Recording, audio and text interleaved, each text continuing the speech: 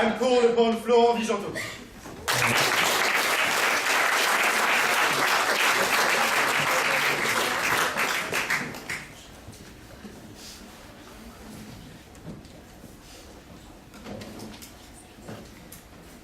Thank you very much. Dear Chairman, we address you with great disrespect. Sure. Esteemed jury, prize timekeeper, my fellow young spirits, subservient opposition, dearest members of the House, mentor, master, senior, elder. Perhaps this House is still wondering why we are so harsh on these people we usually cherish so much. Well, now I will explain to you why paradoxically a culture of disrespect to your elders is not only beneficial to the disciple, but also to the elders themselves.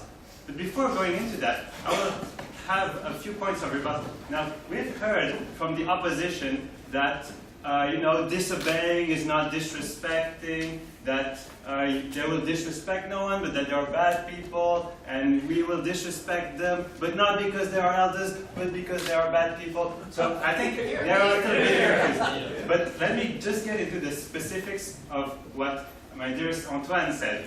So first of all, you talked about how we will not, it's a democracy, we should respect everyone's choice, and so on and so forth. Well, our point is exactly that no one is owed respect by default. We do not respect, no thank you, we do not respect elders. We do not respect elders just because they are elders, but because of what they do. Now, our point is that there are people who are so bad that they deserve to be disrespected. No, thank you.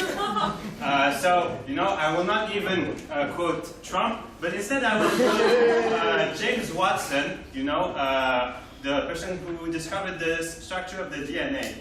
In a 2007 interview, he got the Nobel Prize in that fact. I am inherently gloomy about the prospect of Africa because all our social policies are based on the fact that their intelligence is the same as ours, whereas all the testing says not really. Well, as a young scientist, I can tell you, apply forceful and vengeful disrespect to this elder. But do I have to disrespect him because he's old, or disrespect him because he's a racist twat? Well, disrespect is the fact that you do not agree with what he said, and that you put down what he said. So it is obviously because of his racist opinions and not because of his age that you disrespect him. Now, but that doesn't mean that as we said, elders are not necessarily old people. Okay, so I will now tell you the story of my own mentor, which is David, who in 1998, right after the humans discovered fire, if you recall this, he was fresh off his FDA victory, and he wanted to find another disciple to train. So he chose me. I was 6, by the way. I will always have fond memories of all those weeks we spent in a damp cave discussing the pros and cons of the Eurozone with cave crickets. But if you think about it, barely anyone here is fit to be a veteran compared to David. No, thank you. And that's including, the young opposition over here. I mean, heck, Diane just debated in 2015. We're barely out of our diapers.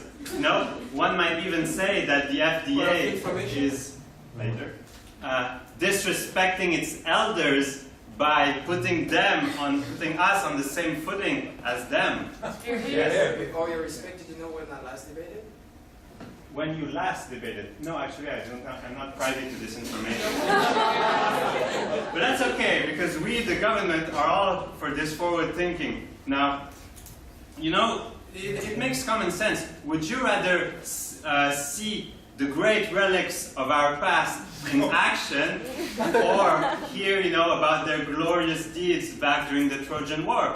Don't you want to see their supposed mastery live, rather than the boring deference that the opposition is preaching? So with the government respect, no thank you, with the government respect our elders because, not because he spoke when the T-Rex was still alive, but because he can still write a coherent speech. This is what we advocate, disrespect as a way to perpetually challenge and sharpen our elders. Have you ever heard a senior say, "I've nothing to prove anymore"? Well, yes, they do. Their accumulated knowledge and skill is not benefiting society while they're being complacent. And this is why true masters, true elders, welcome disrespect as a way to prove themselves. Now let me ask you something. Between Darth Vader and Emperor Palpatine, who is your choice of a Sith Lord, and why is it Darth Vader? Well, simple, it's because Darth Vader is actually out there facing disrespect and chopping the hands of young Jedi fools.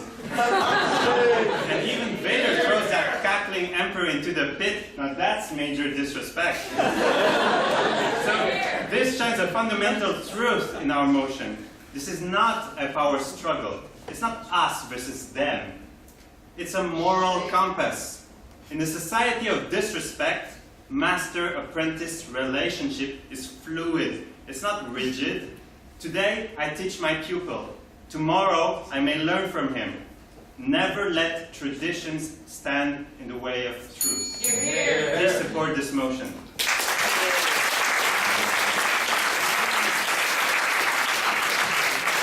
Thank you, Mr. Speaker, though I must warn you that disrespecting those in diapers will get you in trouble with your chairman.